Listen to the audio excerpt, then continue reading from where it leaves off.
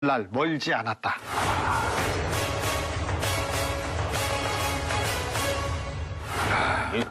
주진우 기자는 역시 이명박 전 대통령을 이명박 귀신이에요. 네, 이명박 바라기, 이명박 네. 숭배자. 최근에 막 거의 이명박 귀신. MB 전문 기자. 네. 지난번에 제가 판도라에 나와서 MB 고속도로가 열렸다 이렇게 얘기했습니다. 아니 그렇게 말씀을 하셨는데 네. 그 뒤로 저 김관진 전 국방장관도 다시 저 구속적 부심에서 저 석방이 됐고. 네, 김태효 네네. 전 비서관도 소송 요청 기각됐고. 기각됐고요. 그 부분에서 잘안 진전이 되잖아요. 없었고요. 예. 그다음에 국정원 댓글이나 그 국정원과 관련된 MB의 여러 의혹들도 진전이 그러게요. 없는 예, 것처럼 예. 보이지 않습니까? 네. 그런데 그 고속도로에 접어든 만큼 진전이 많습니다. 진전이 많습니다. 그래서 그 부분은 제가 저 5가지 일단 5차선 도로를 간략하게 좀 얘기를 일단 달려봐요. 그럴까요? 네. 군사이버사 댓글 사건 얘기 있었습니다. 네. 이거는 김태효, 김관진의 구속이 안 되면서 약간 차질을 빚고 있다. 네. 근데 그 상태에서도 밑에서는 계속 수사가 진행되고 모른다. 있고, 예. 네. 특별히 김관진 전 장관 주변을 계속 수사하고 있어서 여기에서도 성과가 나올 거라고 생각합니다. 네. 그리고 국정원 댓글 사건 이 부분도 수사가 되고 있는데 그 부분은 예전에 다 돼 있기 때문에 그렇게 어렵지 않아요. 근데 이 부분을 가지고 이명박 대통령이 직접 지시했느냐 이거는 또 따져볼 문제입니다. 네. 근데 여기에 뭐가 있냐면요. 원세훈 전 국정원장이 특수활동비를 유용한 내용들이 많아요. 그래서 이 부분 수사가 이명박 대통령한테 가는 굉장히 지름길이 될 아니 아직 가능성이 근데 큽니다. 원세훈 전 원장은 뭐 이명박 전 대통령하고의 관계에 대해서는 전혀 발언이 없잖아요. 아니요. 수사는 돼 있는데 그 부분이 지금 언론에 공개되지는 않았습니다. 그게 이제 거기에서도 밝혀지면 국고횡령죄죠. 네. 이건 굉장히 무거운 형이야. 박근혜 정권의 특수활동비에 대해서는 그 보도가 나왔고 네, 네. 그다음에 여러 명이 구속됐죠. 전 국정원장들도 그렇고요. 근데 원세훈에 대한 특수활동비와 원세훈의 전행에 대해서는 수사가 많이 돼 있는데 아직 오픈이 안 했습니다. 여기까지 두 번째고요. 그리고는 다스. 3차선이 닿습니까? 다스인데 다스에서 어제 저녁 그리고 오늘 새벽까지 다스의 핵심 당사자들이 들어갔었고요. 그리고 다스 관련 일을 했던 청와대 행정관도 와서 조사를 받았고 네. 그리고 다스 직원들도 와서 조사를 받았는데 청와대에 가서 보고를 했다는 내용이 있습니다. 그리고 자금의 흐름 그리고 해외에서 움직인 돈들 특별히 해외에 있는 다스 지사들은 거의 대부분이 알짜 회사는 이시영 씨, 그러니까 이명박 전 대통령의 아들한테 넘어간 상태예요. 근데 그런 알짜 회사를 인수한 자금이 어디 있나, 그 돈이 어디에 있을까, 그걸 따져보면 이게 간단히 이게 뭐 큰아버지가 줬어요, 어디에서 뭐 저근무해서 샀어요, 이렇게 할 정도의 돈이 아니었어요. 네. 수백억, 수천억이 될 거여서 이 네. 부분에서 크게 지금 진전이 있으리라고 봅니다. 그리고 다음 4차선. 네 번째는 제2롯데월드 건인데요. 제2롯데월드 건은 여기는 뭐 진전이 없잖아요. 진전이 없다고 이렇게 지금은 발표된 거는 진전이 없죠. 그리고 없는데 이게 2008년 3월이면 당선되자마자죠. 당선되자마자 롯데월드를 전향적으로 짓게 해줘라, 전향적으로 검토하라고 하고 2009년 3월에 활주로를 3도 틀으라고 했어요. 예. 근데 이 특혜죠, 이거는. 특혜인데 이 특혜를 준 그 정황과 확실한 내용이 청와대 문건에서 발견이 됐습니다.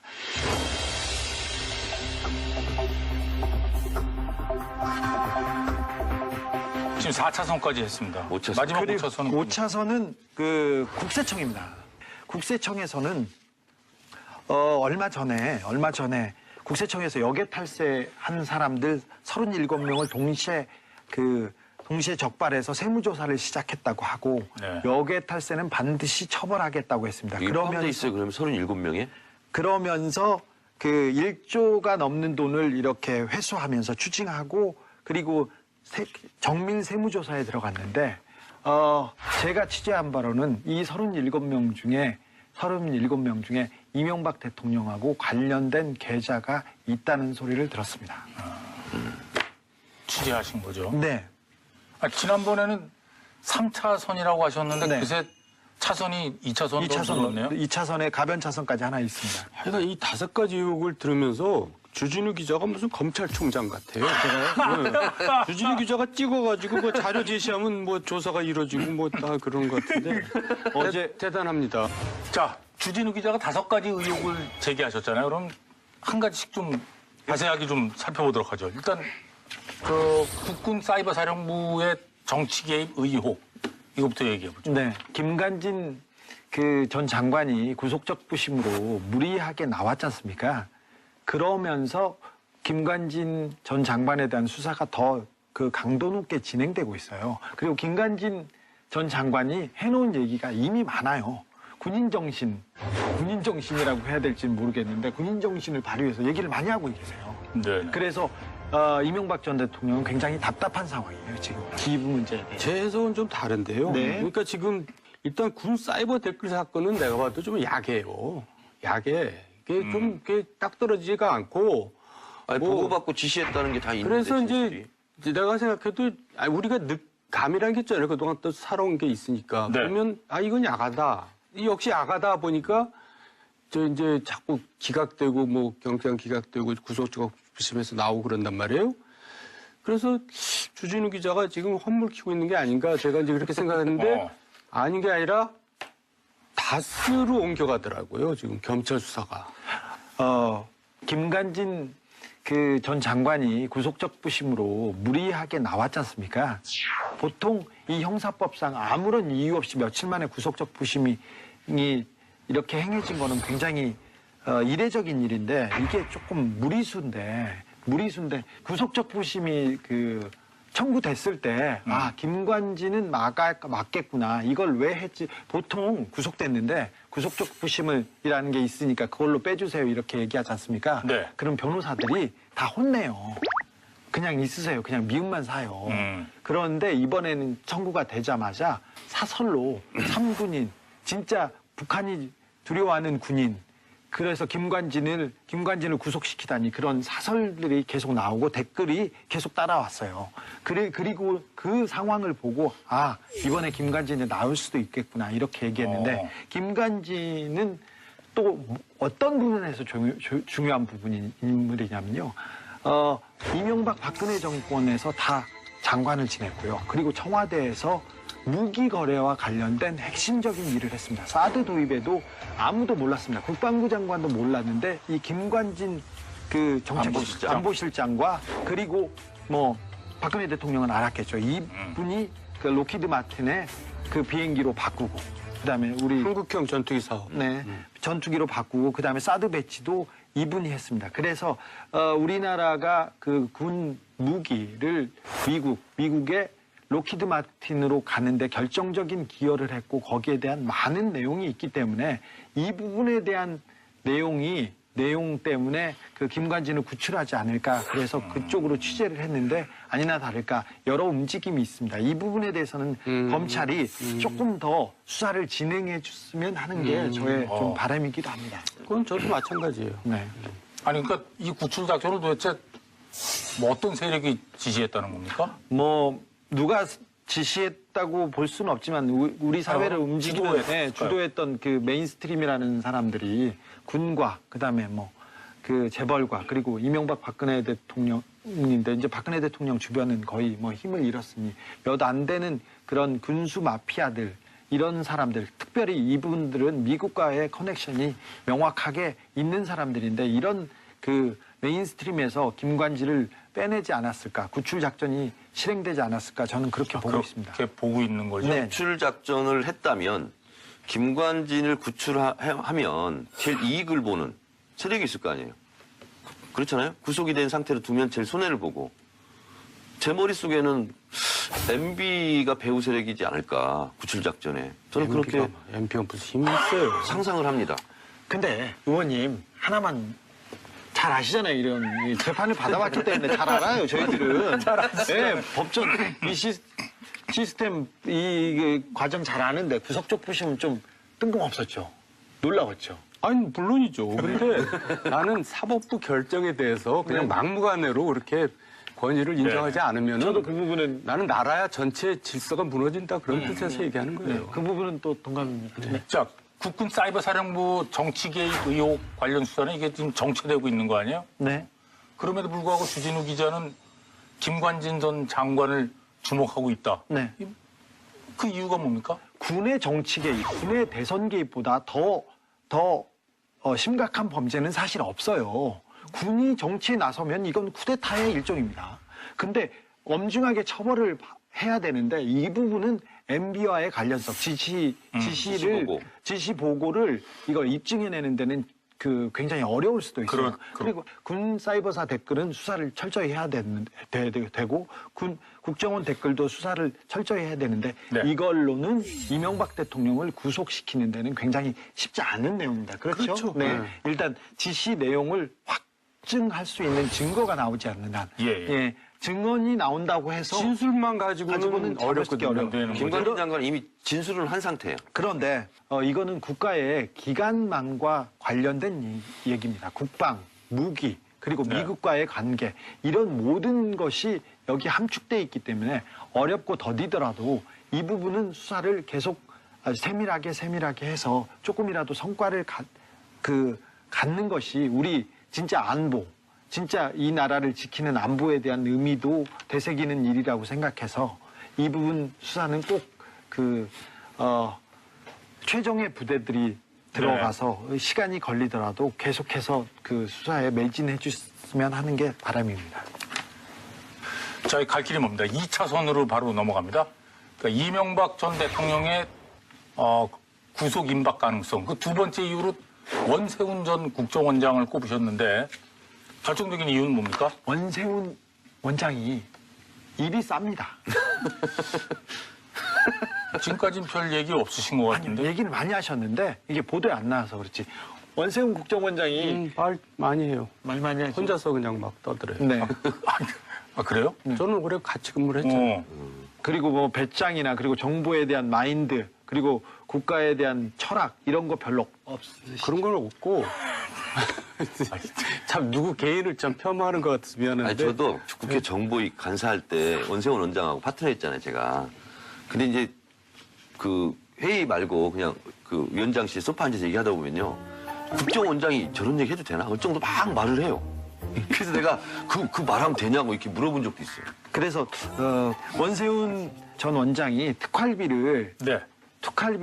특수공작비 그러니까 특별한 활동에 써야 되는데 이거를 자기 집을 꾸미고 청사의 관사에서 살아야 되는데 거기서 살기 싫다고 약간 언론 보도가 됐었죠. 네, 예. 도곡동에 있는 국채기관의 안가. 네, 안가를 거기를 사무실로 써야 돼요. 그래서 네. 거기에 주거 환경으로 주거 시설로 집으로 바꿀 수 없는데 그냥 법을 무시하고 거기다 쓰는데 그 돈도 특수활동비였어요. 냉장고에 음식을 채우고 뭐 하고 그런 부분도 다 자기 돈이 아니라 특수활동비였고요.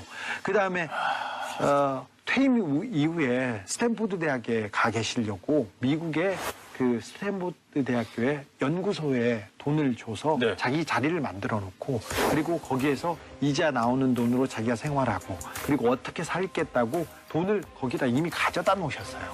이 부분이 잡혀 있어요. 그런데 원세훈 원장이 매달 특수활동비를 챙겼는데 그 돈이 자기 혼자 쓴 돈이 아니고 이게 이명박 전 대통령한테 갔을 가능성이 굉장히 크고요. 아니 근데 박근혜 정부 때 간 거는 지금 다 나왔잖아요. 국정원 자료가. 네. 근데 MB 자료는 왜 공개를 안 해요? 지금 공개가 안 됐을 뿐이지. 일부러 안 한다? 안 됐을 뿐이지 수사가 안 된 건 아니에요. 잡고는 있다. 잡고는 있다. 잡고 있습니다. 네. 그러니까 국정원 특활비가 지금 이명박 전 대통령에게 다 있을 것이다 이렇게 보시는 거죠? 네네. 네. 이 부분이 이명박과 국정원, 원세훈 수사의 가장 핵심이 될 겁니다. 알겠습니다. MB를 원세훈을 통해서 잡는다면 그것은 특수활동비 문제일 것이다. 그렇습니다. 매달 상납받은 돈이 있다면 이명박 대통령은 이 건으로 구속됩니다. 원세훈 수사 중에서 이제 돌출 변수가 나타났어요. 네. 부인이 나타난 거예요. 그렇지. 부인이 나타나서 이명박 MB한테 찾아가가지고 서운하다고. 이제 읍소 내지는 어. 뭐 이제 항의를 한 거죠. 좀 살려달라. 억울하다. 그거는 그거는 이제 무슨 얘기냐면 뭔가 얘기를 하겠다. 네. 아, 뭐 이러다 협박으로 보이죠. 뭐 그런 걸로 보이죠. 네. 근데 사실 여기서 할 얘기인지 모르지만 부인이 원래 굉장히 활발하거든요. 네네. 네. 부인이 원래 세죠. 저 정치를 했던 사람이에요. 별명이 부원장이랍니다. 그러니까 이제 이 원세훈 씨는 이제 좀 이렇게 사교성이 없고 부인이 그냥 뭐 여기저기 찾아다니면서 이렇게 운동하는 스타일이거든요. 김윤옥 여사의 고등학교, 대학교 후배예요. 그리고 정치를 반 정도 하신 분이 그 사모님이신데 그분이 가만 안 있겠다고 이렇게 돌아다니시기 시작해요. 네, 이것도 변수가 있다. 네, 변수가 있는데 이것도 아무튼 매우 심각이네. 지금 아직 매우 심각. 네. 알겠습니다. 자, 그럼 이어서 3차선 도로로 가보도록 하겠습니다. 다스는 누구 겁니까? 아마 올해 가장 많은 사람들이 물어본 질문 아닐까 싶은데요. 어쨌든 주진우 기자부터 출발한 질문들이 막 어마어마하게 돌아다녔잖아요. 네. 야, 이걸 진짜로 보니까 기자가 물었더라고요. 이명박 전 대통령에게. 네. 그래서 답을 하셨어요. 네.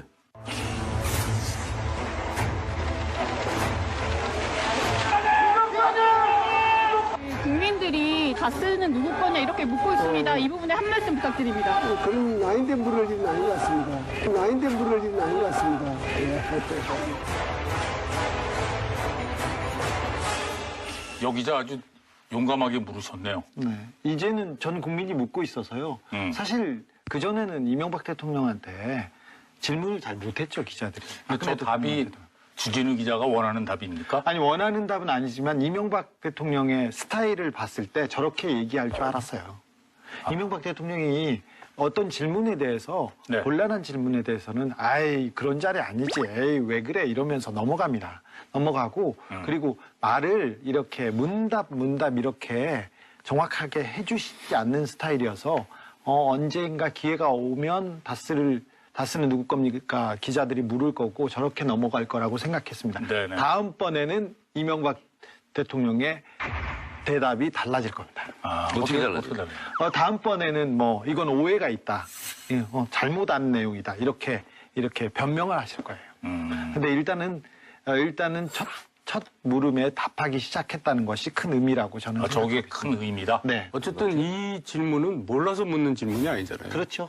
당신 거잖아요. 이제 그 얘기인데 이제 사실은 포기를 하든지 솔직히 인정하든지 둘 중에 하나를 선택해라. 저는 그렇게 받아들여요, 그 질문을. 네네. 네, 근데 이제 저 답은 어떻게 해석하십니까? 지금 이제 그 두 답을 사이에서 피해 나가는 거죠. 그런데 결국 두 답 중에 한 답을 해야 돼요, 이제. 아니, 그러니까 답은 그 두 개 중에 하나밖에 없다는 겁니까? 그렇죠. 다스 그걸 포기하든지 포기하든지 내 거라고. 다스는 내 거다라고 얘기하든지 네. 저 질문에 결국은 답해야 될 때가 곧 옵니다. 그것도 멀지 않았다고 봅니다. 제가 이제 주 기자가 시사인에서 특종한 거 있잖아요. 이거를 다 읽어봤어요, 자세하게. 이게 이제 운전기사, 이상은 씨 운전기사. 이게 풀스토리 다 써놓은 거. 다스의 이상은 회장의 운전기사인 네, 거죠? 김종백 씨라고. 그 이제 21일, 12월 21일 날 검찰 조사도 이미 받고 왔더라고요, 아, 김종백 예. 씨가. 그래서 다 가서 진술을 주 기자한테 얘기한 걸 다 아마 했을 텐데. 그분의 결정적인 증언은 어쨌든 다스는 확실하게 이명박 전 대통령 소유라고 보는 거죠? 100% 1000%다 그렇게 얘기했잖아요. 네. 근데 그분은 다스는 이명박 것이라고 얘기하고 그리고 다스가 이명박 것이라는 증거를 몇 가지 댑니다. 그리고 다스 관계자도 청와대에 가서 어떤 보고를 했다고 이렇게 증언을 했습니다. 구체적으로 특검이 어떻게 사전에 연락을 해서 이시영 씨가 이상은 뭐 자택, 뭐 회사, 뭐 경주, 컴퓨터 다 빼라. 뭐 이런 얘기에서 자꾸 컴퓨터 빼고 뭐 이랬다는 구체적인 정황 증거들이 다 나오더라고요. 다 나오고 그리고 증거가 될 수밖에 없는 게 청와대 민정수석실의 어떤 행정관 이제 그 다스 140억 받아내기 위해서 주고받은 팩스 번호 이건 움직일 수 없는 증거잖아요. 네네. 근데 주 기자가 써놓은 거 보니까 청와대 민정수석실에 비서 그 전화번호 팩스가 있어요. 770. 770에 땡땡땡땡. 이 번호도 나와 있고 팩스로 주고받은 거 있잖아요. 이게 너무나 물증이 지금 다 나와 있다는 아니 말이죠. 근데 팩스를 주고받았다고 해도 팩스 문건이 있지 않은 다음에 그게 뭐 문건이 다 있잖아요. 문건이 다는 없는데 인사를 주고받았다 그럴 수도 있잖아요. 문건 네, 그럴 수도 있어요. 예전에 메리 라디오에서 크리스마스. 네. 팩스로 저 신청곡 받은 적도 있거든요. 네, 글쎄. 네. 네. 뭐 MB 크리스마스 그렇게 보냈을 수도 있잖아요, 팩스로. 그런데 받은 자료 중에 몇 개를 제가 제출을 했어요. 그래서 저기 김종백 씨 인터뷰 중에 인터뷰는 그 문서로 증거로 이게 확증이 가능한 것만 썼어요, 제가. 예. 수많은 얘기를 했으면 사실 저하고 6개월 넘게 오랜 얘기를 거두고 나누고 나서 나왔어요. 저는 그분이 얼굴이 공개돼서 삶이 조금 불편해지는 걸 원치 않았는데, 자기가 떳떳한 아버지이고 싶다. 그리고 사회가 이렇게, 이렇게 어지러운데, 그리고 MB가 이렇게 사회를 어지럽혔는데 이걸 그냥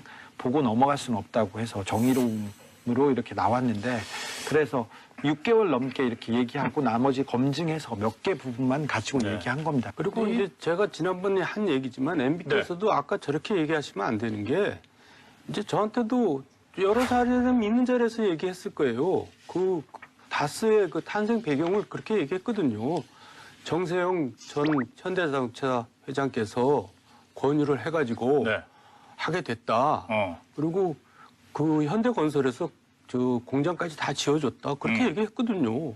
아니 근데 예. 그걸 왜 자기한테 물어보면 안 돼? 본인 소유라고 얘기하면 뭐가 큰일이 나는 겁니까? 어떻게 되는 겁니까? 주가 조작 사건에 본인도 이제 들어가게 되잖아요. 그렇게 되면. 그러니까 인정하기가 좀 어려운 건데 이 김종백 씨 증언을 보니까 이게 진짜 이 도망갈 구석이 없어지는 게 뭐냐면 이분이 실제로 지어서 이런 얘기를 못해요. 예를 들면 이상은 씨는 누워서 조사를 받았다. 병원에서. 그 얘기를 안 보면 할 수가 없잖아요. 증언이. 그리고 경남 양산 고물상에서 1톤 트럭 세대 분량의 서류를 사전에 연락받고 폐기 처분했다. 본인이 알고 있는 거예요. 그리고 아까 말했듯이 뭐 이게 컴퓨터 이제 빼라. 특검 조사 시의 상황. 그런 상황을 얘기하는 겁니다. 그리고서 이분이 주 기자가 취재에서도 밝혀졌지만 이분도 증언하는 것이 서울시장 시절입니까? 그 양재동 현대자동차 그 사업을 못 짓는 땅을 허가해줘서 짓게 되고 다스 2공장, 3공장을 확장할 수 있었다. 뭐 이런 것이 대가성 있는 거 아니겠어요? 네네. 근데 이런 증언들을 이게 왜냐면 이분 옆에서 다 지켜본 사람 아니야. 이명박도 경주 가면 운전했고, 김윤홍 여사도 운전했고, 이상은도 운전했고, 집사처럼 뭐 그 얽혀진 형제들의 관계를 다 아는 분이 증언을 했고, 기사도 이렇게 나왔지만 검찰에 가서도 이렇게 다 증언을 했다면, 진술을 했다면, 그걸 이제 검사들이 확인만 하면 되겠죠. 굉장히 저는 이명박은 위험한 상황이다 이렇게 봅니다. 정호영 전 특검이 비자금 의혹에 대해서 그게 다스 비자금이 아니고 그 직원의 횡령금이었다 이렇게 발표를 했잖아요. 네. 이건 어떻게 보십니까? 말도 안 되는 얘기를 하고 있어 진짜. 개인 직원이 어떻게 120억을 그리고 그 직원이 그럼 개인 비리라면 그 사람을 조사하고 뭐 구속을 시켜야지. 120억을 개인 회사에서 횡령했는데 그분은 아무런 책임을 지지도 않고요. 잘 살고 있습니다. 그리고 그래요? 네, 그 돈을 찾아다가 그냥 그 다스에다 갖다 줬는데 아무런 누구한테도 책임을 묻지 않았어요. 그런데 120억이 돈이 어디 비자금으로 숨겨 있었으면 그때 다스 특검에서 그 용처나 그 내용에 대해서 물어야 될 거 아닙니까? 그런데 개인이 횡령을 했다, 개인이 숨겨놨던 돈이었다 이렇게 얘기하는 것 자체가 그 정호영 특검이 그 직무를 유기하고 그래도 그걸 그냥 도로 갖다 놓고 끝났어요? 네, 아무도 문제 제기하지 않고 아무도 문제 삼지 않았어요. 법적으로도 120억인데. 이거 어떻게 보십니까? 우리가 특검하면 뭐 대단한 것 같지만 특검이 대단하지가 않아요. 뭐냐면 특검만 있고 특별하긴 밑에 하잖아요. 있는 저기 직원들은 다 원래 검찰청에 있는 검사들과 수사관들이 와서 일하거든요. 그러니까 특검이 박영수 특검처럼 진짜 천지가 개벽돼가지고 세상이 바뀐 다음에 임명되면 이제 뭘 의지를 가지고 하지만 보통 특검들은 그냥 설렁설렁 일하거나 별 의지도 없습니다. 그러니까 결국 기존 검찰에서 하는 일하고 특검에서 하는 일하고 별 차이가 없어요. 그러니까 뭐 특검 하는데 뭐 정호영 씨도 그냥 대강 뭐 또 하고 마른 거죠. 특별히 그때는 이명박 대통령이 당선자 시절에 특검을 네. 행했대. 더군다나 당선자 시절이니까. 꼬리곰탕 그때 가장 힘이 셀 때여서 뭐 저분이 그렇게 의지를 보이지도 않았는데 의지를 가지고 뭐 수사할 수 없었다고 저는 보고 있습니다. 대통령보다 더 높은 사람이 누군지 알죠? 당선인이죠. 당선이죠. 예. 의지를 보일 수도 없는 상황이었네, 그러니까. 그래도 특검이라면 국민이 보고 있다. 그리고 역사에 남을 뿐이니까 자기가 한 점 부끄러움 없이 한 점은 부끄러울 수도 있어요. 근데 조금 부끄러움 없이 얘기를 해야 되는데 이분은 부끄러움 많게 꼬리곰탕 드시고 그냥 한 점 정도는 괜찮은데 네. 2점이었다는 얘기. 너무 많았어요. 근데 이분이 이제 이 정호영 특검에 대한 수사를 착수했다, 네. 착수한다라고 발표하니까 거기에 이제 대응해서 보도자료를 낸 거예요. 네, 그것이 참 네. 부끄러운 일이죠. 그러니까요. 네. 근데 이분이 꼬리곰탕 먹고 수사했다면서요. 근데 끝냈다면서 꼬리곰탕 먹으면서. 네, 네. 삼청각에서. 근데 꼬리를 잡힐 것 같아요. 저는. 오늘 감기로 좀 투병 중이시죠? 네, 지금 사실상 지금 환호 중입니다. 고정해 주세요. 자, 지금 앞서 짚어본 3가지 의혹은 이미 수사가 진행되고 있는데요. 여기에 이제 주진우 기자가 2가지 의혹을 더 추가를 했습니다. 먼저 제2롯데월드 특혜 의혹. 이거 한번 짚어보도록 하죠. 롯데월드타워는 건립 불가에서 허가로 방침이 바뀌는 과정에서 논란이 된 바 있습니다.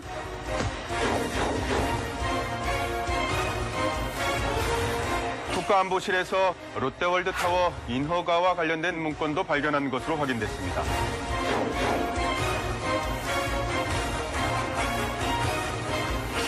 민주당에서 얼마 전에 국민감사 청구한다면서 감사원에 국민감사도 청구했고 그리고 박범계 의원께서 그런 얘기했어요. 이 롯데월드의 뇌물관계를 살펴봐야 된다 이렇게 얘기했는데 여기에 또 변수가 있습니다.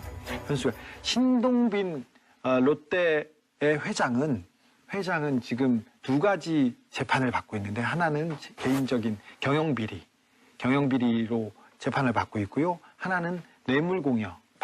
박근혜 전 대통령한테 네네. 뇌물공여 70억을 선고가 나왔잖아요. 그 집행유예로 하나는 나왔죠. 하나는 집행유예고 2가지 이 조사를 받고 있는데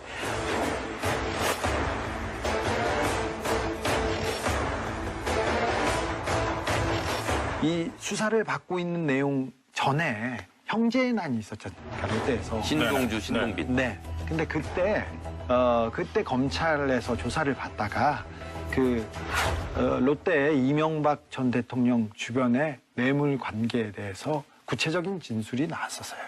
근데 그 부분이 그때는 빛을 보지 않았는데 그게 여기 이 2가지 수사와 그리고 그 내용들이 어우러져서 롯데월드에서 오히려 쉽게 그 결과를 낼 수 있는 가능성이 좀 있습니다. 이것도 심각이네. 네, 이거 심각합니다.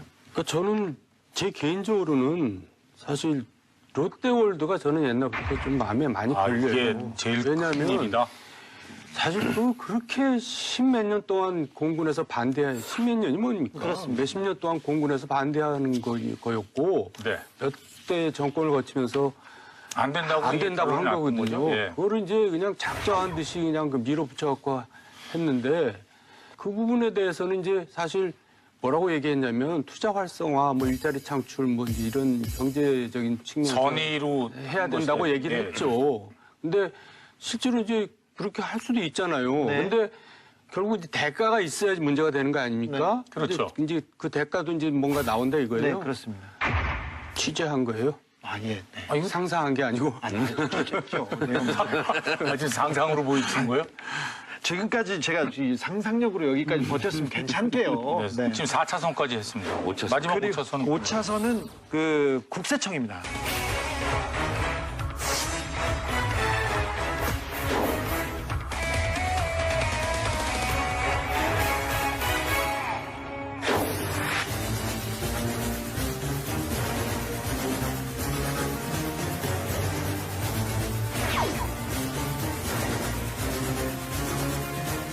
자, 국세청의 그럼 세무조사와 이명박 전 대통령의 구속 가능성 이건 어떤 연관이 있습니까?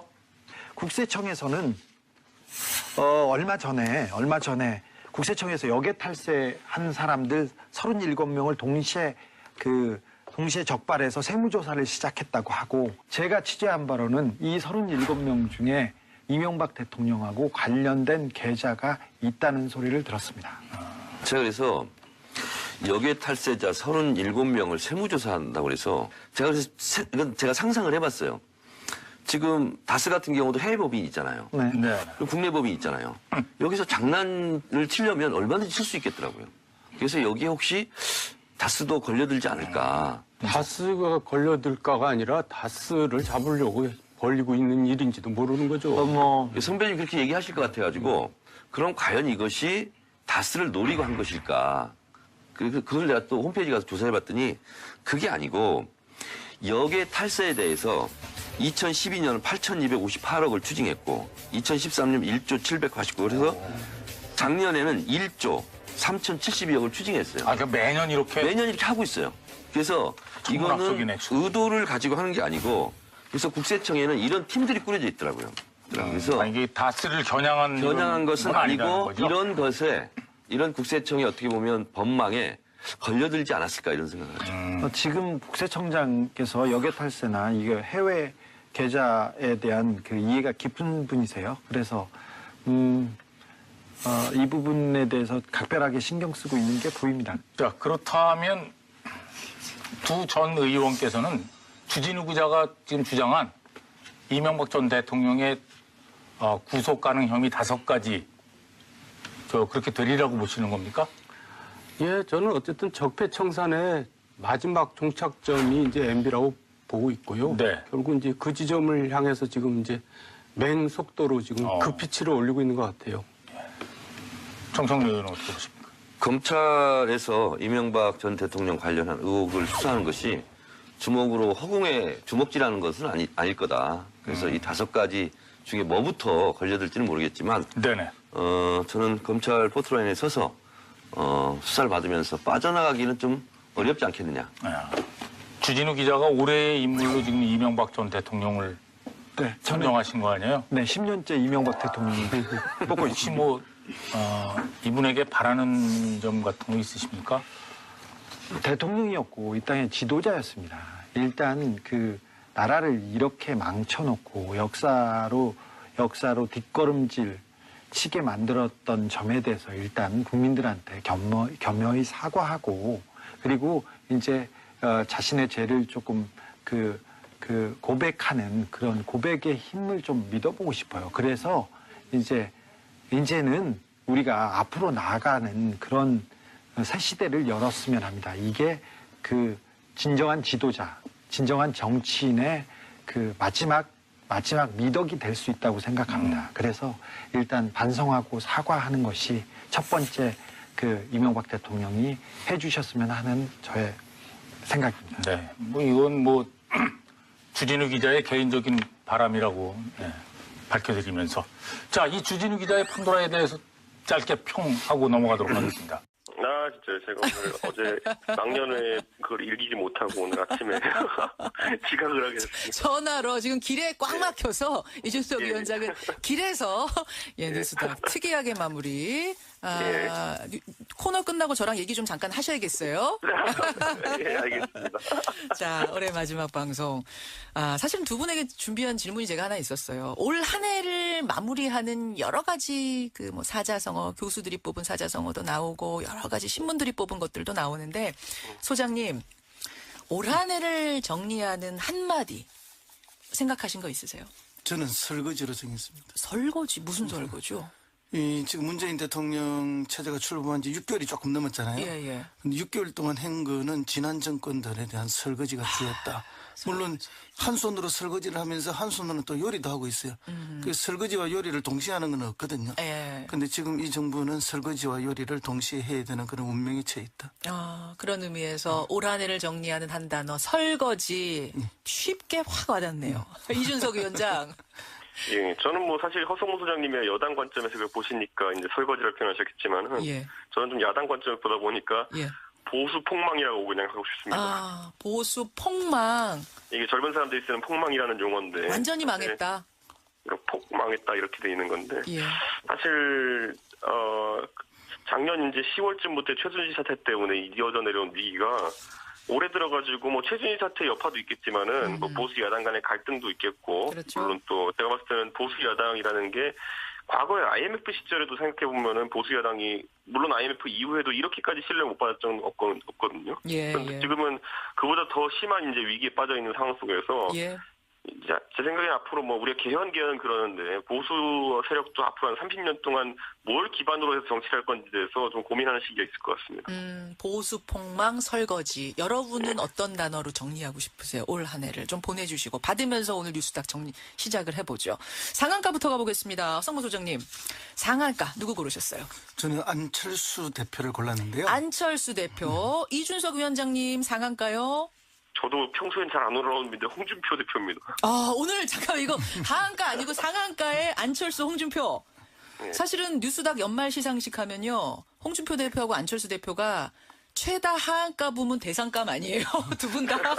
그렇습니다. 지금 뭐 어쨌든 지금 국민의당이 뭐 어떤 사태에는 국민들이 다 알고 계시는데요. 어쨌든 내일부터 해서 투표 이제 이게 뭐 며칠간이 결정적인데 사실은 안철수 대표가 뭐 그렇게 지금 잘하고 있다 이렇게 보기는 어렵습니다. 그럼에도 불구하고 국민들의 시선을 한 몸에 받고 있기 때문에 그래서 상한가를 골랐는데. 잠깐만요. 일단 홍준표 대표 자유한국당 얘기부터 좀 해봤으면 좋겠어요. 아까 안철수 대표와 이제 인터뷰는 여러분들이 쭉 들으셨기 때문에 홍준표 대표 왜 상한가인가부터 좀 짚어보죠. 왜입니까?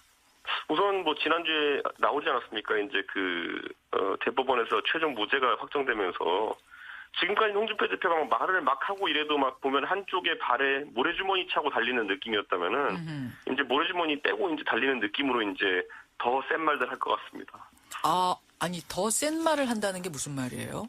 지금까지는 보면 정부 비판하면서 또 홍준표 대표 특유의 스타일로 되게 세게 말하긴 했지만 그래도 뭔가 과거의 홍준표 대표가 하던 저격수 시절의 얘기보다는 좀 뭔가 막혀있는 부분이 있었거든요.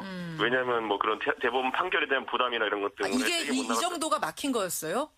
예전에 홍준표 대표 찾아보면 더 했습니다. 예전에 새누리당 한나라당 원내대표 시절이나 아니면은 뭐 대선 때 이럴 때 보면은 당의 저격수 역할을 도맡아 하면서 그때 뭐 김대중 대통령 비자금도 있다 뭐 이런 말 하다가 뭐 아니면 말고 이렇게 하기도 하고 더 세게 나왔었거든요.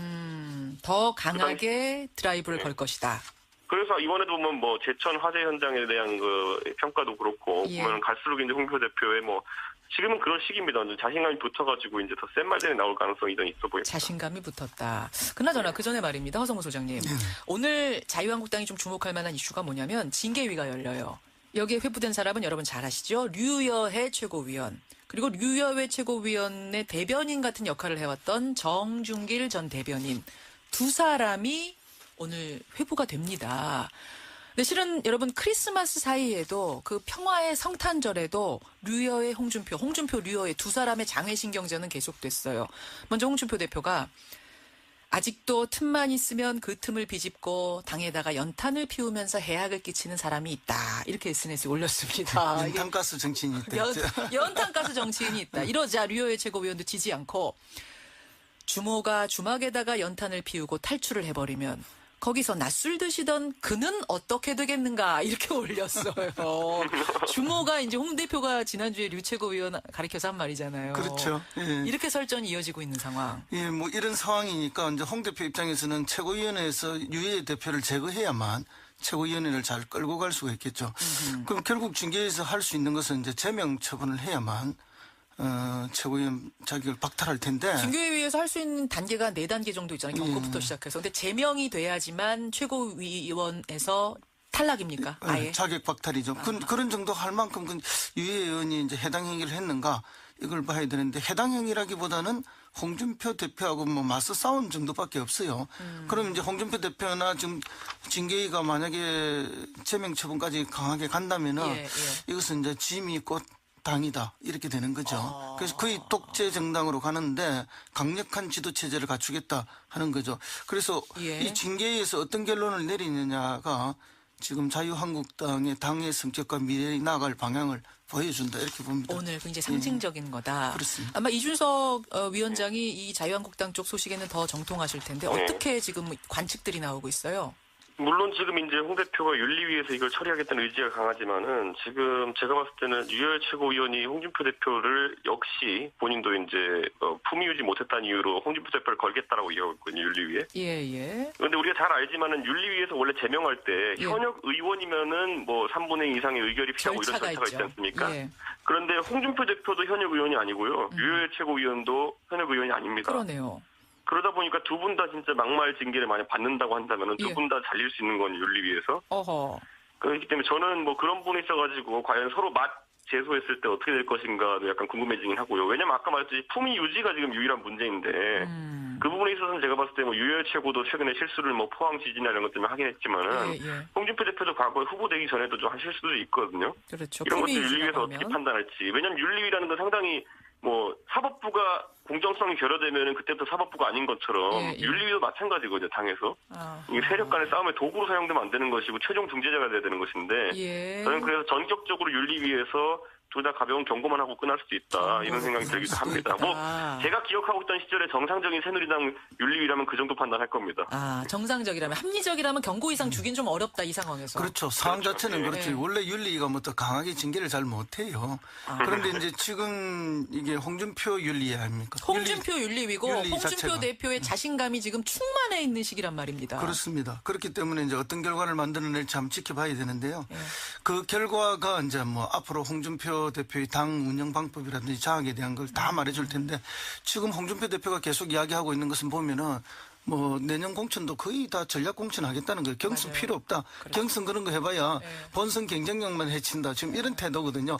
유일하게 경선할 수 있는 데는 대구 경북 말고는 없다. 뭐 이런 정도이기 때문에 그 당의 성격이 이제 어떻게 갈 것인가 짐작되는 바가 있습니다.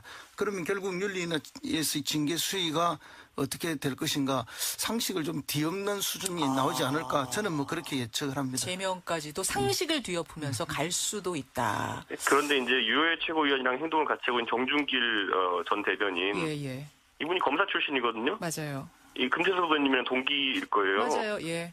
그런데 이 정준길 대변인 저도 이제 친하게 알지만은 이분이 절대 이런 걸 묵고 할 분이 아닙니다. 가만히 있을 사람이 아니다. 분명히 법원 갑니다. 이렇게 되면은 소송 들어갑니다. 그러면. 근데 정당 싸움에서 법원 가는 건 별 의미가 없어요. 이미 정치적 행위이기 때문에 정치적으로 다 지나가고 나면은 지금 뒤에서도 말씀드리겠지만은 국민의당 지금 뭐 가처분 신청했잖아요. 그거는 그냥 정치적으로 쇼잉일 뿐이지 뭐 결정돼서 가버리고 나면은 뒤에 일어나는 일은 아무런 의미가 없어요. 알겠습니다. 이건 좀 지켜봐야겠네요. 자유한국당 오늘 징계위 열립니다. 어쨌든 그 와중에 홍준표 대표가 상한가라는 거.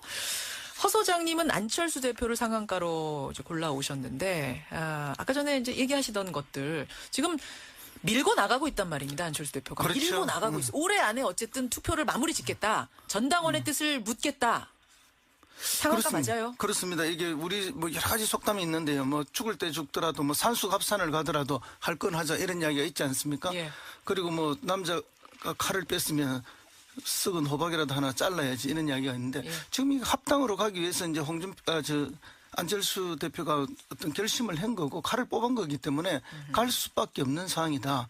근데 이제 현실적으로 보면은 이게 지역구 의원들이 많이 이렇게 거부를 하고 있고 약 20명 정도가 20명이면 절반이 넘어요, 사실. 그렇죠. 39명이니까요. 반대를 하고 있지만 결국 반대를 하면서도 지금 당장 당을 깨지는 못하잖아요. 사실상 깨진 거지만 결국 이거는 이제 서로가 거기 전국구 의원들이 속해 있거든요. 네가 나가라 하고 그렇죠. 있는 거 나는 못 나간다. 왜냐하면 서로 먼저 깨고 나가면 전국구 의원들이 움직일 수가 없기 때문에 비례대표들이 그것 때문에 그런 것뿐이고 그 실제로는 이미 깨졌고 이미 나가는 거고 그런데 이제 그 절차로서 전당원 투표를 하고 있는 게 불가하다.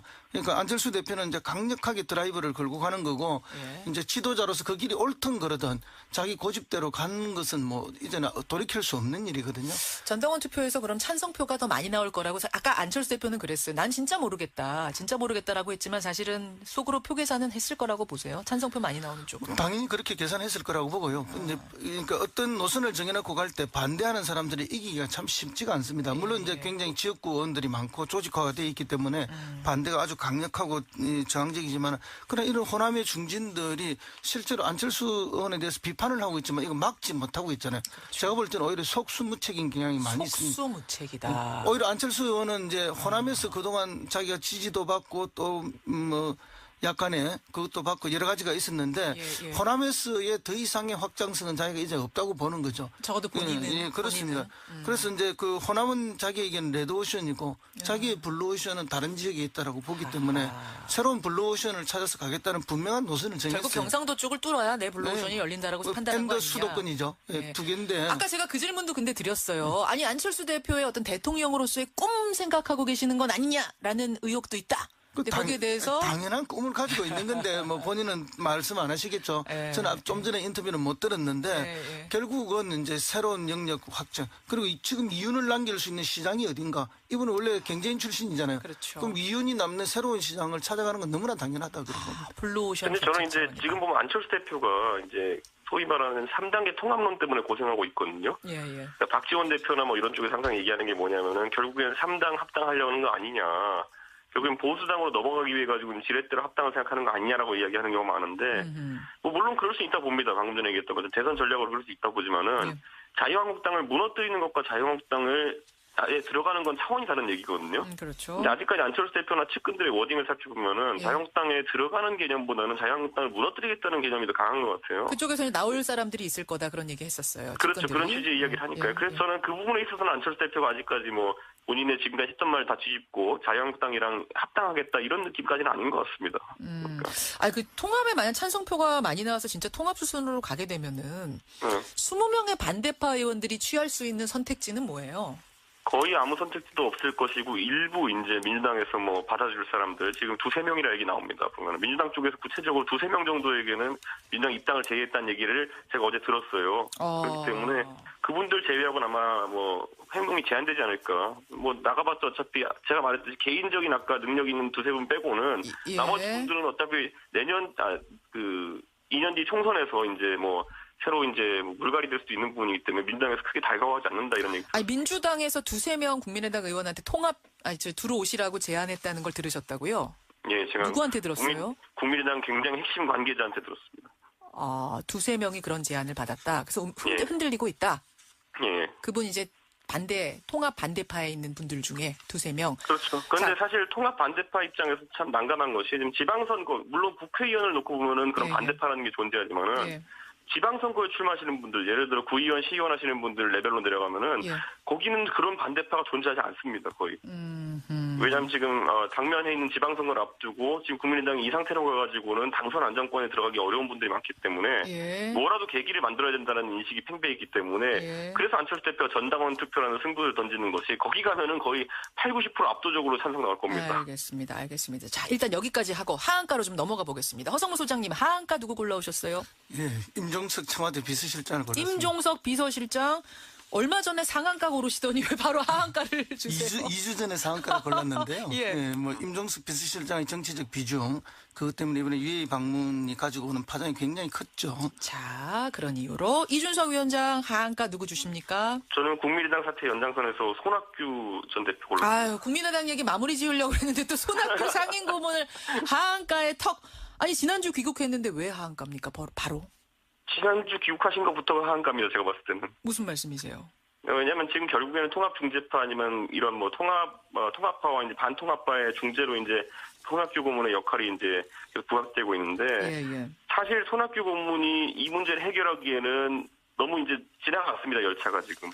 이게 초기 단계였다면 뭐 중재가 가능하겠지만은 이미 안철수 대표와 반통합파 같은 경우에는 갈등이 굉장히 크게 있고 거기다 이건 3자거든요. 유승민 대표가 이끄는 이제 바른정당 계열도 있기 때문에 여기에서 손학규 대표가 거의 한 1-2년 가까이 정치 일선에 뛰어들지 않았던 분이 갑자기 등장하기에는 좀 어려운 부분이 있습니다. 그러니까 사실은 뭔가 통합에서 결정적인 역할, 뭔가 공을 세우려면 더 빨리 귀국했어야 됐다. 이번에도 타이밍 문제라고 보시는 거예요. 그러니까 우리가 항상 보도를 통해서 접하지만 손학규 대표께서 타이밍이 귀국이든지 아니면 칩거를 푸는 타이밍이 항상 보면은 큰 의미보다는 다른 이제 사건에 묻히는 경우가 많았는데. 절묘해요.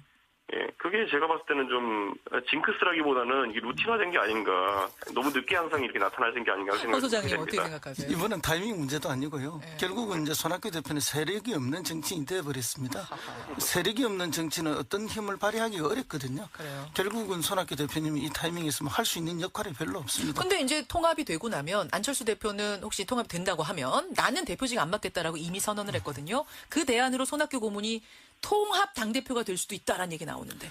그런 이야기는 뭐 여론조사에서도 제3의 인물 이야기가 나오지만 예. 실제로 정당이라는 게 뭐 그럼 안철수 대표 혼자 하는 정당이 아니잖아요. 아니죠. 바른정당의 유승민 대표도 같이 있고 하는 거죠. 또 많은 다른 국회의원들의 생각도 있는데 예. 일방적으로 되기는 어렵다고 봅니다. 자, 여기서 그럼 이준석 위원장 생각 묻겠습니다. 바른정당에서 손학규 고문을 통합 당대표로 세우자라는 것에 대해 어떻게 받아들일까요?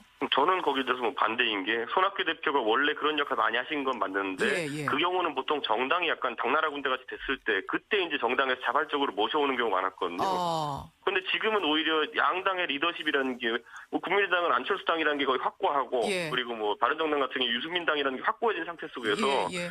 실제 대주주들이 아주 뭐 시퍼렇게 살아있는 상황에서 그 안에서 손학규 대표가 의미 있는 정치력을 발휘하기는 어렵다. 할 게 없을 거다. 예, 예. 깔끔하게 그렇게 정리를 하시네요. 그냥 손학규 대표를, 손학규 고문을. 알겠습니다. 허 소장님. 네네. 하한가로 임종석 비서실장. 하한가?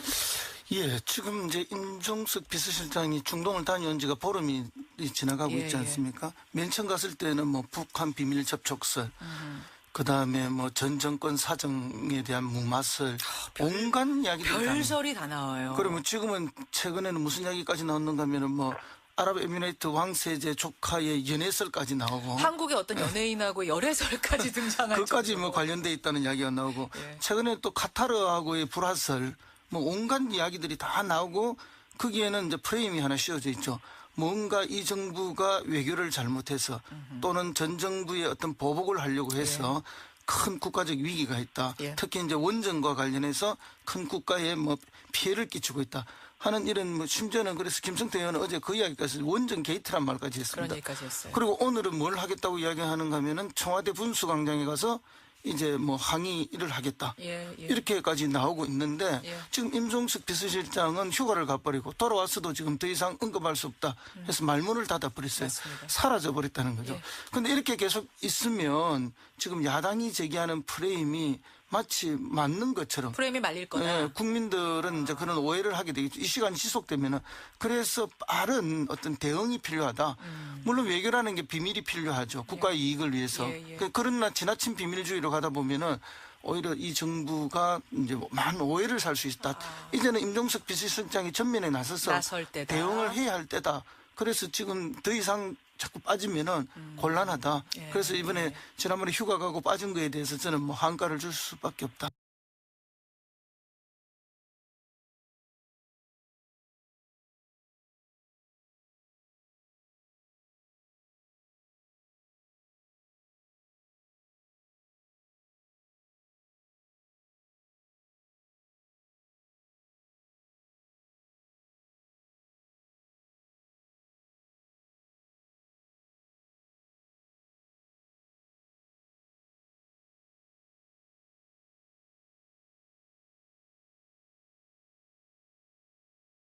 날 멀지 않았다.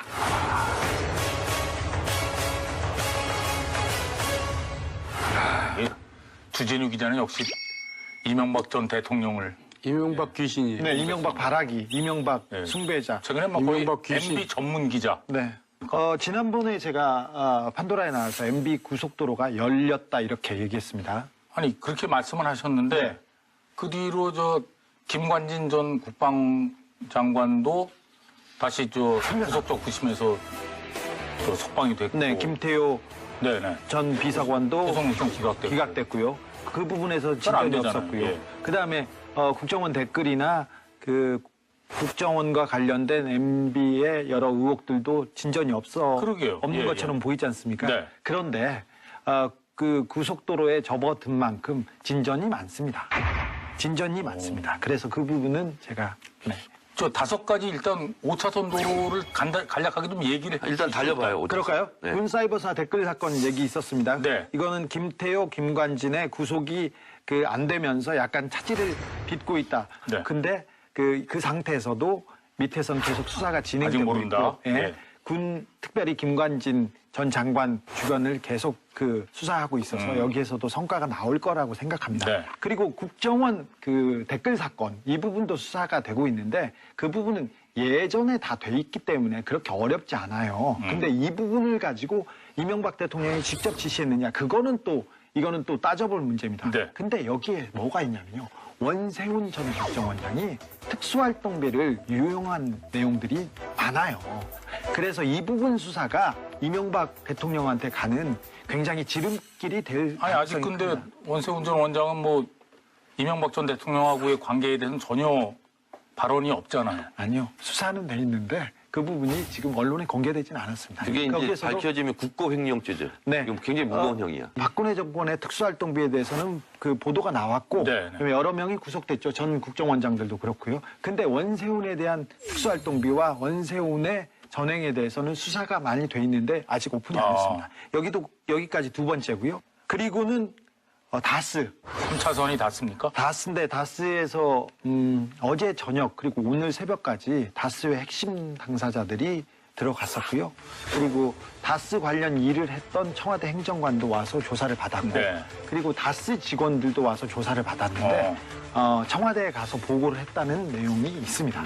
그리고 자금의 흐름 그리고 해외에서 움직인 돈들 특별히 해외에 있는 다스 지사들은 거의 대부분이 알짜 회사는 이시영 씨, 그러니까 이명박 전 대통령의 아들한테 넘어간 상태예요. 근데 그런 알짜 회사를 인수한 자금이 어디 있나, 그 돈이 어디에 있을까, 그걸 따져보면 이게 간단히 이게 뭐 큰아버지가 줬어요, 어디에서 뭐 저근무해서 샀어요, 이렇게 할 정도의 돈이 아니었어요. 수백억, 수천억이 될 거여서 이 네. 부분에서 크게 지금 진전이 있으리라고 봅니다. 그리고 다음 4차선. 네 번째는 제2롯데월드 건인데요. 제2롯데월드 건은 여기는 진전이 없잖아요. 진전이 없다고 이렇게 지금은 발표된 거는 진전이 없죠. 그리고 없는데 이게 2008년 3월이면 당선되자마자죠. 당선되자마자 롯데월드를 전향적으로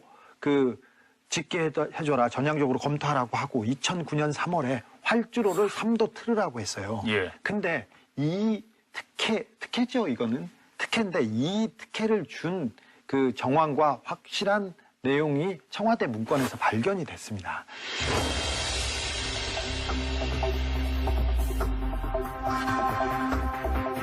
지금 4차선까지 했습니다. 5차선. 마지막 그리고 5차선은 5차선은 그 국세청입니다. 국세청에서는 얼마 전에 국세청에서 여기 근데 일단은 첫 물음에 답하기 시작했다는 것이 큰 의미라고 저는 저게 큰 의미다. 네. 어쨌든 이 질문은 몰라서 묻는 질문이 아니잖아요. 그렇죠.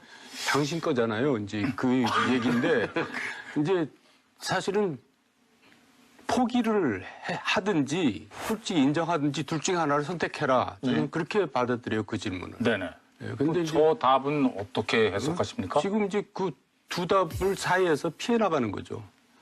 그런데 결국 두 답 중에 한 답을 해야 돼요, 이제. 그러니까 답은 그 두 개 중에 하나밖에 없다는 겁니까? 그렇죠. 다스를 포기하든지 뭐 내 다스는 내 거다라고 얘기하든지. 네. 저 질문에 결국은 답해야 될 때가 곧 옵니다. 그것도 멀지 않았다고 봅니다. 제가 이제 주 기자가 시사인에서 특종한 거 있잖아요. 이거를 다 읽어봤어요, 자세하게. 이게 이제 운전기사, 이상은 씨 운전기사. 이게 풀스토리 다 써놓은 거. 다스의 이상은 회장의 운전기사인 네, 거죠? 김종백 씨라고. 이제 12월 21일 날 검찰 조사도 이미 받고 왔더라고요, 김종백 씨가. 그래서 다 가서 진술을 주 기자한테 얘기한 걸 다 아마 했을 텐데. 그분의 결정적인 증언은 어쨌든 다스는 확실하게 이명박 전 대통령 소유라고 보는 거죠? 100% 1000%다 그렇게 얘기했잖아요. 근데 그분은 다스는 이명박 것이라고 얘기하고 그리고 다스가 이명박 것이라는 증거를 몇 가지 댑니다.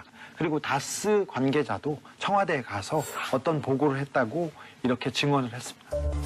구체적으로 특검이 어떻게 사전에 연락을 해서 이시영 씨가 이상은 뭐 자택, 뭐 회사, 뭐 경주, 컴퓨터 다 빼라.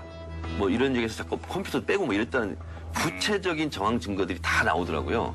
다 나오고 그리고 증거가 될 수밖에 없는 게 청와대 민정수석실의 어떤 행정관 이제 그 다스 140억 받아내기 위해서 주고받은 팩스번호 이건 움직일 수 없는 증거잖아요. 네네. 근데 주 기자가 써놓은 거 보니까 청와대 민정수석실에 비서 그 전화번호 팩스가 있어요. 770에 땡땡땡땡. 이 번호도 나와 있고 팩스로 주고받은 거 있잖아요. 이게 너무나 물증이 지금 다 나와 있다는 말이죠. 아니 근데 팩스를 주고받았다고 해도 팩스 문건이 있지 않은 다음에 그게 뭐 문건이 다 있잖아요. 문건이 다는 없는데 인사를 주고받았다 그럴 수도 있잖아요. 문건 네, 그럴 수도 있어요. 예전에 메리 라디오에서 크리스마스. 네. 팩스로 저 신청곡 받은 적도 있거든요. 글쎄. 네. 뭐 MB 크리스마스 그렇게 보낼 수도 있잖아요, 팩스로. 그런데 받은 자료 중에 몇 개를 제가 제출을 했어요. 그래서 저기 김종백 씨 인터뷰 중에 인터뷰는 그 문서로 증거로 이게 확증이 가능한 것만 썼어요, 제가. 예. 수많은 얘기를 했으면 사실 저하고 6개월 넘게 오랜 얘기를 거두고 나누고 나서 나왔어요. 저는 그분이 얼굴이 공개돼서 삶이 조금 불편해지는 걸 원치 않았는데 자기가 떳떳한 아버지이고 싶다. 그리고 사회가 이렇게 이렇게 어지러운데 그리고 MB가 이렇게 사회를 어지럽혔는데 이걸 그냥 보고 넘어갈 수는 없다고 해서 정의로움으로 이렇게 나왔는데 그래서 6개월 넘게 이렇게 얘기하고 나머지 검증해서 몇 개 부분만 가지고 얘기한 겁니다. 그리고 이제 제가 지난번에 한 얘기지만 MB께서도 아까 저렇게 얘기하시면 안 되는 게 이제 저한테도 여러 자리에서 있는 자리에서 얘기했을 거예요. 그 다스의 그 탄생 배경을 그렇게 얘기했거든요. 정세영 전 현대자동차 회장께서 권유를 해가지고 하게 됐다. 그리고 그 현대건설에서 저 공장까지 다 지어줬다. 그렇게 얘기했거든요.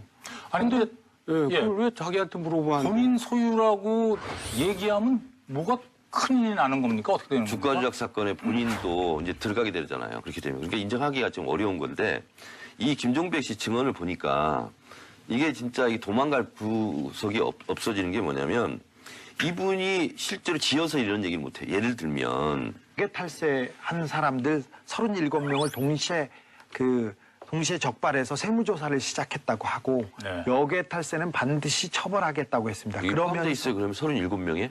그러면서 그 1조가 넘는 돈을 이렇게 회수하면서 추징하고 그리고 정밀 세무조사에 들어갔는데 제가 취재한 바로는 이 37명 중에 이명박 대통령하고 관련된 계좌가 있다는 소리를 들었습니다.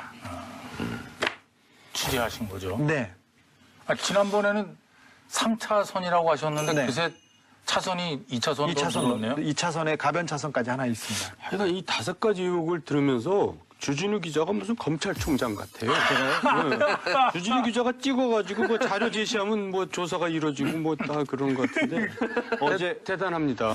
자, 주진우 기자가 5가지 의혹을 제기하셨잖아요. 그럼 한 가지씩 좀 자세하게 좀 살펴보도록 하죠. 일단 국군 사이버 사령부의 정치 개입 의혹 이거부터 얘기해 보죠. 네, 김관진 전 장관이 구속적 부심으로 무리하게 나왔지 않습니까?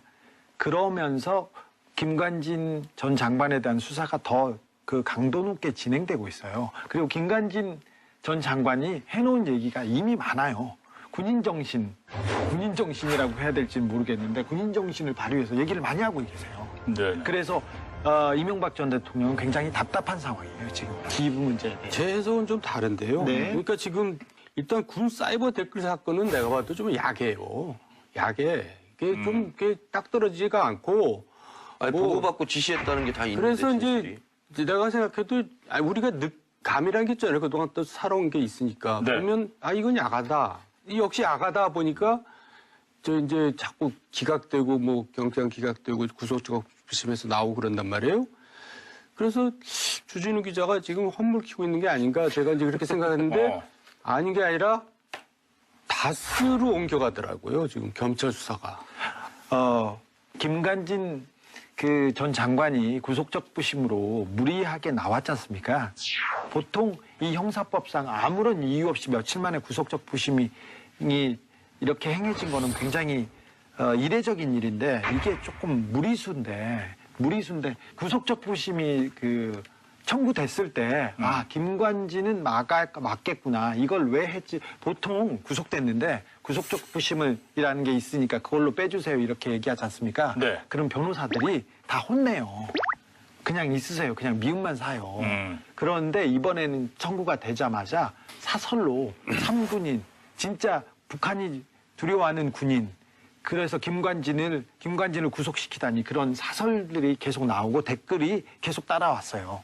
그리고 그 상황을 보고 아 이번에 김관진이 나올 수도 있겠구나 이렇게 얘기했는데 김관진은 또 어떤 부분에서 중요한 인물이냐면요.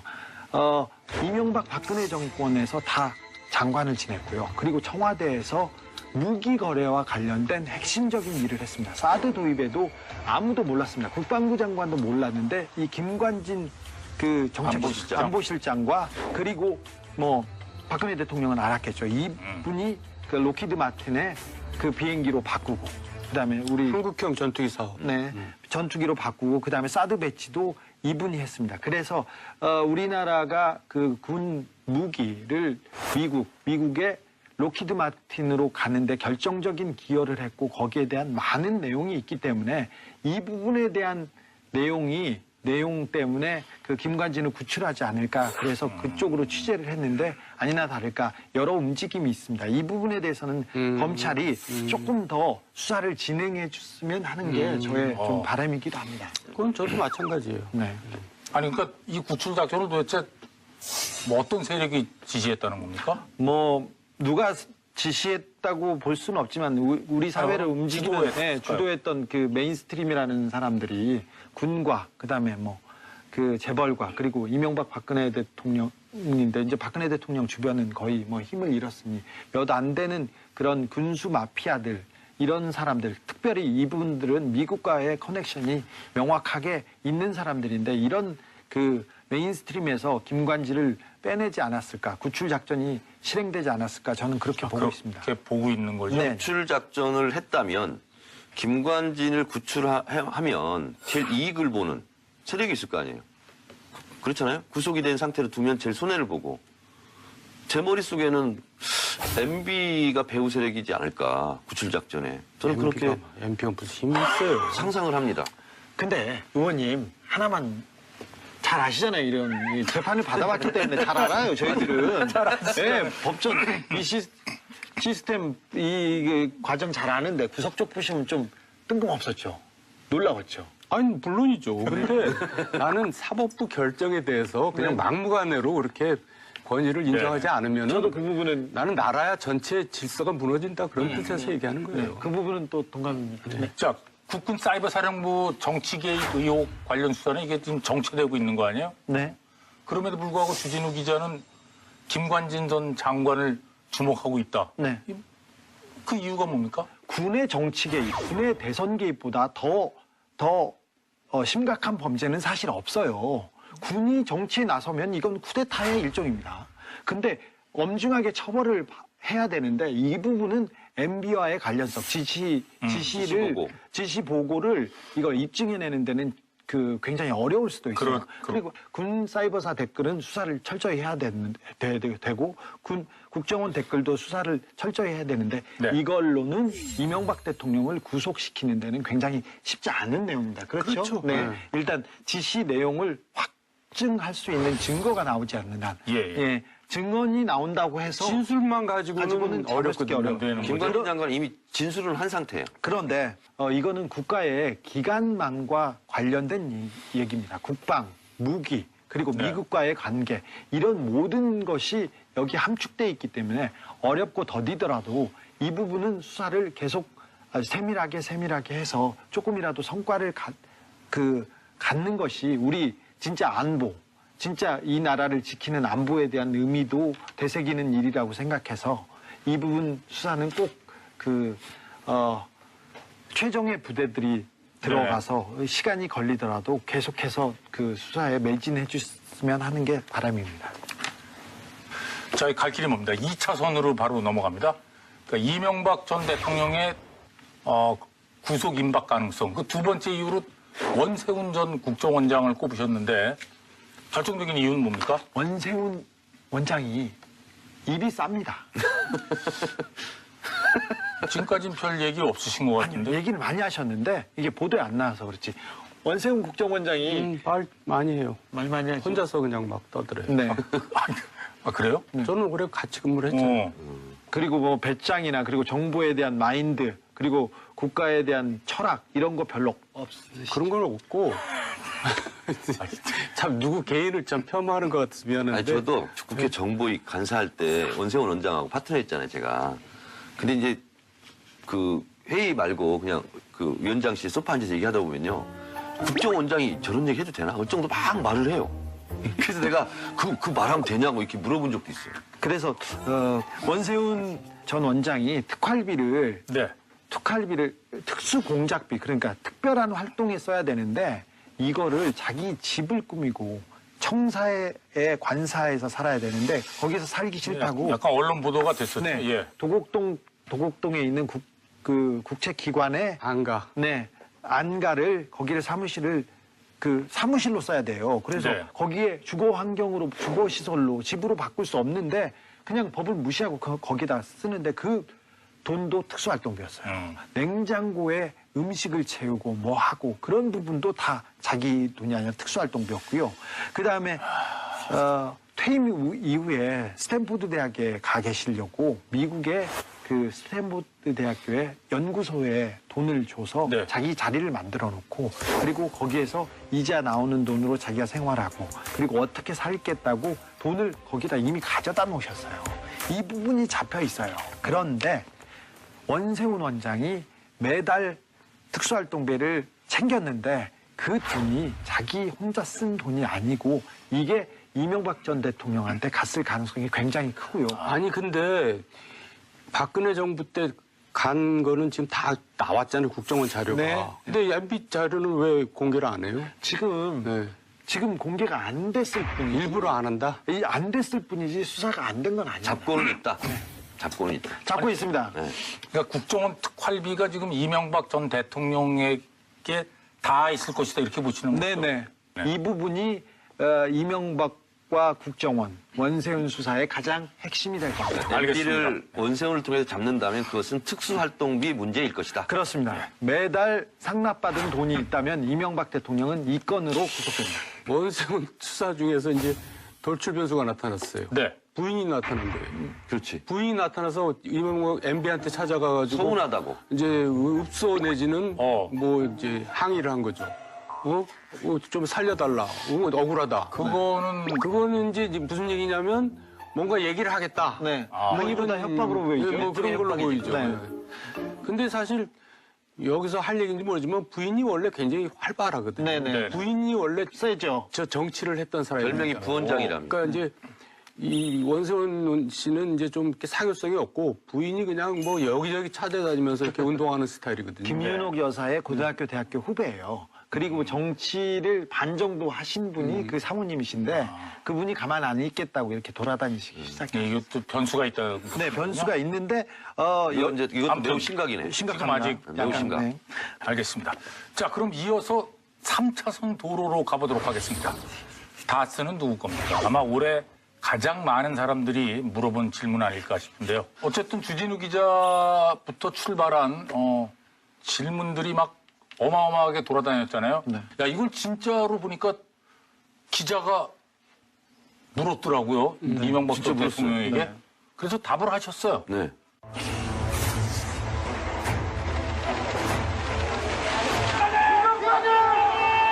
국민들이 다스는 누구 거냐 이렇게 묻고 있습니다. 이 부분에 한 말씀 부탁드립니다. 그런 나인데 물을 일은 아닌 것 같습니다. 나인데 물을 일은 아닌 것 같습니다. 예. 여 기자 아주 용감하게 물으셨네요. 네. 이제는 전 국민이 묻고 있어서요. 사실 그전에는 이명박 대통령한테 질문을 잘 못했죠, 기자들이. 저 답이 주진우 기자가 원하는 답입니까? 아니, 원하는 답은 아니지만 이명박 대통령의 스타일을 봤을 때 저렇게 얘기할 줄 알았어요. 이명박 대통령이 어떤 질문에 대해서 곤란한 질문에 대해서는 아이 그런 자리 아니지 에이 왜 그래 이러면서 넘어갑니다. 넘어가고 그리고 말을 이렇게 문답 이렇게 정확하게 해주시지 않는 스타일이어서 언젠가 기회가 오면 다스는 누구 겁니까 기자들이 물을 거고 저렇게 넘어갈 거라고 생각했습니다. 네네. 다음번에는 이명박 대통령의 대답이 달라질 겁니다. 어떻게 달라져요? 다음번에는 뭐 이건 오해가 있다. 잘못 안 내용이다. 이렇게 변명을 하실 거예요.